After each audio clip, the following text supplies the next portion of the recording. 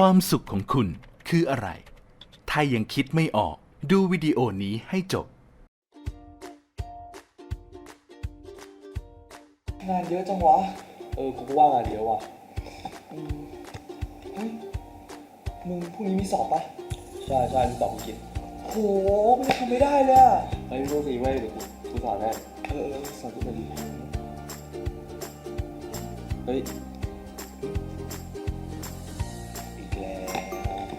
จัง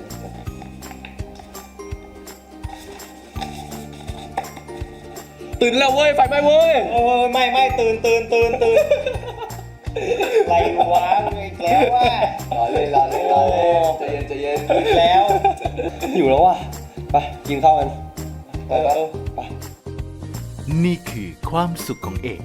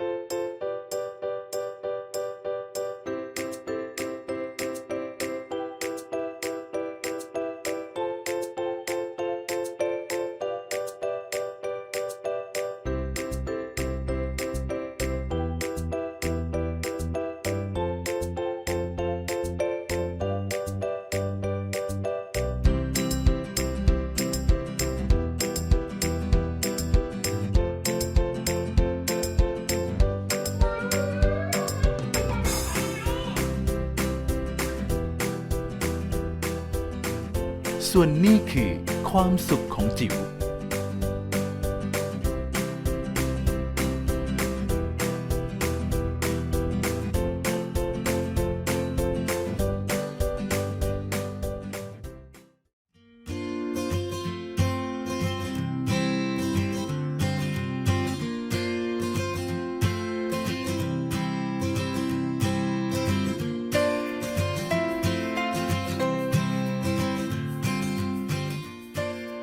และนี่คือความสุขของเก่ง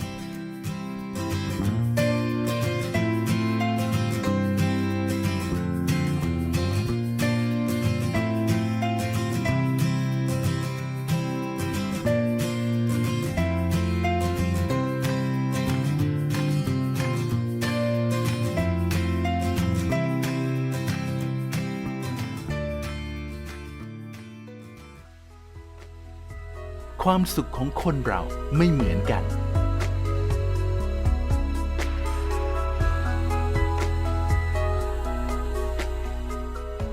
แต่เราสามารถมีความสุขในแบบของเราเอง